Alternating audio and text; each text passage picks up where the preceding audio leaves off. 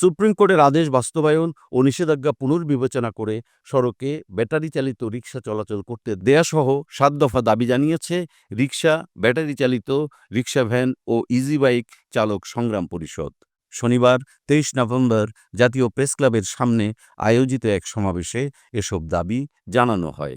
Rickshaw, battery চালিত rickshaw van ও easy bike চালক সংগ্রাম পরিষদের সভাপতি জালাল আহমেদ বলেন, সারা দেশে ৫০ লাখ মানুষ ইজি বাইক, রিকশাসহ ব্যাটারি চালিত যানবাহনের সঙ্গে যুক্ত রয়েছেন। ঋণ নিয়ে, জমি বন্ধক রেখে, পুলিশি নির্যাতন, অবৈধ চাঁদাবাজি মোকাবেলা করে ৫০ লাখ মানুষ বছরে দেশের জাতীয় অর্থনীতিতে প্রায় ২ লাখ কোটি টাকার অবদান রাখছেন। তারা কোনো প্রণোদনা বা সরকারি সহায়তা ছাড়াই আত্মকর্মসংস্থানের ব্যবস্থা করেছেন। তিনি আরও বলেন, এই ব্যাটারি চালিত রিকশা বন্ধ করা হলে অসংখ্য মানুষ কর্মহীন হয়ে পড়বে। তাই অতি দ্রুত সুপ্রিম কোর্টের আদেশ পুনর্বিবেচনা করে ব্যাটারি চালিত রিকশা চলাচলের অনুমতি দিতে হবে। সমাবেশে সংগঠনের আহ্বায়ক খালিকুজ্জামান লিপন বলেন, নানাভাবে আমাদের হয়রানি করা হচ্ছে। এ কাজ কারা করছে? কারা আমাদের শ্রমিকদের বুকে লাথি মারল? মিথ্যা মামলা ও হয়রানি করা হচ্ছে। এসব বন্ধ করতে হবে। তিনি বলেন, গত ১২ বছর ধরে আমরা বলে আসছি, ব্যাটারি চালিত রিকশা নিয়ে একটি নীতিমালা তৈরি করেন। সব ধরনের চাঁদাবাজি বন্ধ করতে বলেছি। কারো পেটে লাথি মেরে, কারো জীবিকা নষ্ট করে কোনো রিট হয় না। বর্তমানে যে পরিস্থিতি সৃষ্টি হয়েছে, এটা উস্কানি দিয়ে তৈরি করা।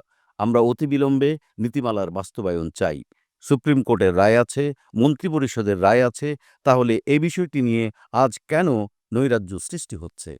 তাদের দাবিগুলো হলো, নীতিমালা অনুযায়ী ইজি বাইক, রিকশাসহ ব্যাটারি চালিত যানবাহনের নিবন্ধন, চালকদের লাইসেন্স ও রুট পারমিট দেওয়া, কারিগরি ত্রুটি সংশোধন করে ব্যাটারি চালিত যানবাহনের আধুনিকায়ন করা, ছাত্র শ্রমিক জনতার গণঅভ্যুত্থানে ব্যাটারি চালিত ইজি বাইক ও রিকশাসহ নিহত আহত সব শ্রমিকের ক্ষতিপূরণ, চিকিৎসা ও পুনর্বাসনের ব্যবস্থা নিশ্চিত করা, বিদ্যুৎ চুরি ও অপচয় বন্ধ করতে ইলেকট্রিক বা ব্যাটারি চালিত যানবাহনের জন্য চার্জিং স্টেশন স্থাপন করা, প্রতিটি সড়কে মহাসড়কে ইজি বাইক, রিকশাসহ ব্যাটারি চালিত স্বল্প গতির ও লোকাল যানবাহনের জন্য সার্ভিস রোড, বাইলেন নির্মাণ করে সড়কে বিশৃঙ্খলা ও দুর্ঘটনা নিরসন করা, ঢাকাসহ সারা দেশে ব্যাটারি চালিত রিকশা ও ইজি বাইক জব্দ বন্ধ করা এবং জব্দ করা গাড়ি ও ব্যাটারি ফেরত দেয়া, সব শ্রমিকের জন্য আর্মি রেটে রেশন